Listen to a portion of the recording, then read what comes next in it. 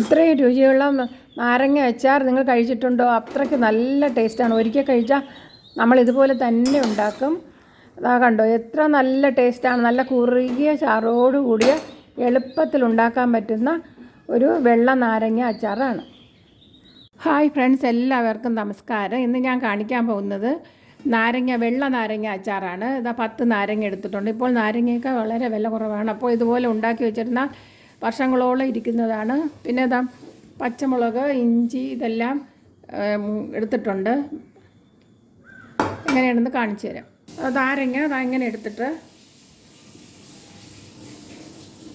രണ്ടായിട്ട് മുറിച്ചതിന് ശേഷം ഇതിൻ്റെ കുരുവെല്ലാം മാറ്റണം. അങ്ങനെ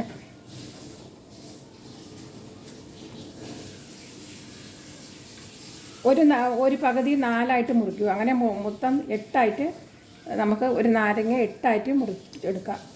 കണ്ടോ ഇങ്ങനെ. ഇതിലേക്ക് ഒരു 1/2 ടേബിൾ സ്പൂൺ മഞ്ഞൾപ്പൊടി ഇട്ട് കൊടുക്കാം. 1 ടേബിൾ സ്പൂൺ ഉപ്പിടാം. ഉപ്പ് ഇപ്പോഴേ ഇട്ട് കഴിഞ്ഞാൽ നല്ല നാരങ്ങയിലോട്ടൊന്ന് പിടിക്കും. അതാണ് ആദ്യമേ ഉപ്പിട്ടത്. ഇനി ഇതെല്ലാം കൂടി ഒന്ന് നമുക്ക് നല്ലവണ്ണം ഉണങ്ങിയ തവി കൊണ്ട് നമുക്ക് മിക്സ് ചെയ്ത് കൊടുക്കാം. നല്ലവണ്ണം മിക്സ് ചെയ്തിട്ടുണ്ട്. അങ്ങനെ ഇതിരിക്കട്ടെ, ബാക്കി കാര്യങ്ങൾ ചെയ്യാം. ഇനി ഒരു പാത്രം അടുപ്പയിൽ വെച്ച് പാത്രത്തിലെ വെള്ളമൊക്കെ ചൂടാക്കുമ്പോഴേക്കും ഒരു 6 ടേബിൾ സ്പൂൺ നല്ലെണ്ണ ഒഴിക്കും. 2, 3, 4, 5, 6 ടേബിൾ സ്പൂൺ എടുത്തിട്ടുണ്ട് നല്ലെണ്ണ. 6.5 വേണമെങ്കിൽ എടുക്കാവുന്നതാണ്. ഇനി 1 ടേബിൾ സ്പൂൺ കടുക് ഇട്ട് കൊടുക്കാം. ഫ്ലെയിം കുറച്ച് വയ്ക്കാം. അപ്പോഴത്തേക്ക് കടുകൊക്കെ പൊട്ട് വരുമ്പോഴത്തേക്ക് നമുക്ക് മുളക് ഒരു 3 വറ്റൽ മുളക് ഇട്ട് കൊടുക്കാം. അപ്പോഴേക്കും നമുക്ക് ഇഞ്ചി ഒരു 6 ഇഞ്ച് ഇഞ്ചി എടുത്തിട്ട് ഇതുപോലെ ചെത്തിയെടുക്കുക. ഇഞ്ചി ഇട്ട് കൊടുക്കാം ആദ്യം.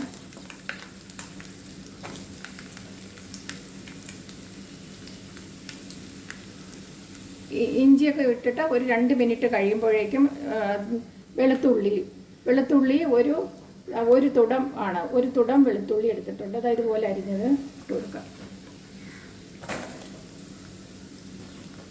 ഫ്ലെയിം കുറച്ച് വയ്ക്കുക. ലോ ഫ്ലെയിമിലാണ് വച്ചേക്കേണ്ടത്. പിന്നെ പച്ചമുളക് ഓരോരുത്തരുടെ എരിവിനനുസരിച്ച് ഇടാവുന്നതാണ്. ഇതൊരു 8 പച്ചമുളക്, വലിയ പച്ചമുളകാണ് എടുത്തത്. 8 പച്ചമുളക് എടുത്തിട്ടുണ്ട്. അതും കൂടി ഇട്ട് കൊടുക്കാം.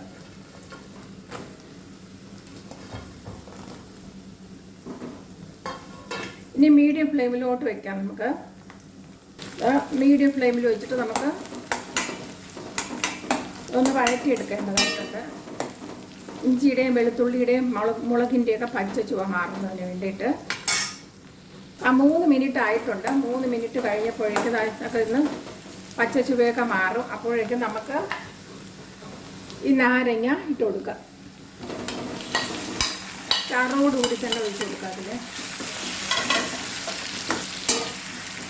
നല്ലവണ്ണം ഒന്ന് ഇളക്കണം. അതിൻ്റെ എല്ലാം പിടിക്കുന്നതിന് വേണ്ടി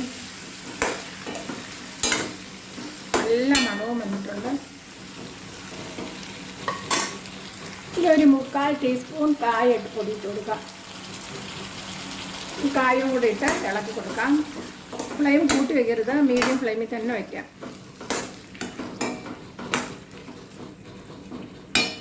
ഇങ്ങനെ മീഡിയം ഫ്ലെയിമിൽ ഇരിക്കട്ടെ. ഇതിനി മീഡിയം ഫ്ലെയിമിൽ വെച്ച് തന്നെ നമുക്ക് വേവിച്ചെടുക്കാം. അതാണ് ഇതിനി അടച്ചു വയ്ക്കാം.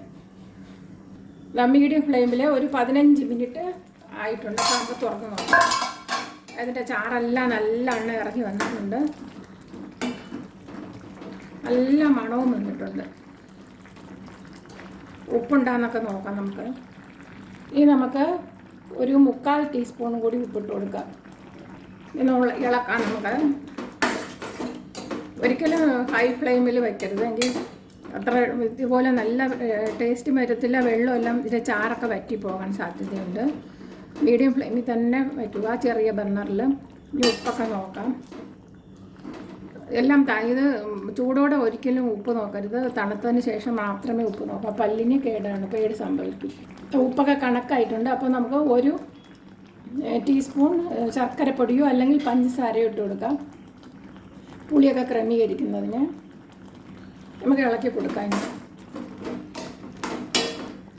ഇത് മാത്രം മതിയാകും നമുക്ക് ചോറൊക്കെ കഴിക്കാൻ വേണ്ടി. അത്രയ്ക്ക് നല്ല ടേസ്റ്റാണ്. വർഷങ്ങളോളം ഈ നാരങ്ങ അച്ചാർ ഇരിക്കുന്നതുമാണ്.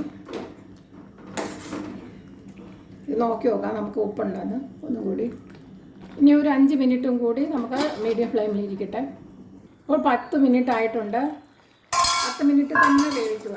അപ്പോൾ നല്ല പെട്ടെന്ന് തന്നെ ഈ നാരങ്ങ എടുത്ത് ഉപയോഗിക്കാവുന്നതാണ്. അതിനുവേണ്ടിയാണ്. ഇനി ഫ്ലെയിം ഓഫ് ചെയ്യുക. ഇനി ഒന്നും വേണ്ട. അതാ തണുത്തതിന് ശേഷം ഉപ്പ് നോക്കാം. കണ്ടോ, അതീവ രുചിയുള്ള വെള്ള നാരങ്ങ അച്ചാർ.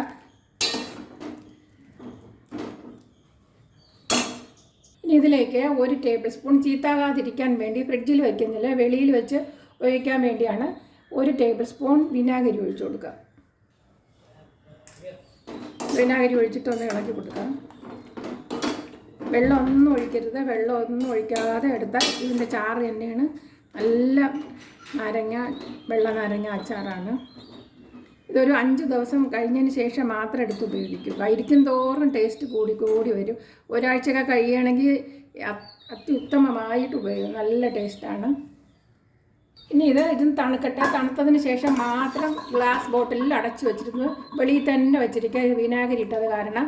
വിനാഗിരി ഒഴിക്കാൻ ഇഷ്ടമില്ലാത്തവർ ഇത് ഒരു 3 ദിവസം കഴിഞ്ഞിട്ട് ഫ്രിഡ്ജിലെടുത്ത് വെച്ച് ആവശ്യാനുസരണം എടുത്ത് കഴിക്കാവുന്നതാണ്. ഇതുപോലെ തന്നെ നിങ്ങൾ അച്ചാർ ഇഷ്ടപ്പെടാത്തവർക്ക് പോലും ഈ അച്ചാർ ഇഷ്ടപ്പെടും. ഇത് വർഷങ്ങളോളം ഇരിക്കും. നാരങ്ങ വില കുറവുള്ളപ്പോൾ ഇതുപോലെ ഉണ്ടാക്കി വെച്ചിരുന്നാൽ മതി. വർഷങ്ങളോളം നമുക്കിതുപോലെ ഉണ്ടാക്കി കഴിക്കാവുന്നതാണ്. ഇനി അടുത്തൊരു വീഡിയോയുമായി വരാം. എല്ലാവർക്കും നന്മ ഐശ്വര്യം ഉണ്ടാകട്ടെ. എൻ്റെ ഈ ചാനൽ സബ്സ്ക്രൈബ് ചെയ്യാത്തവർ സബ്സ്ക്രൈബ് ചെയ്യുക, ലൈക്ക് ചെയ്യുക, കമൻറ്റ് ചെയ്യുക. ബൈ.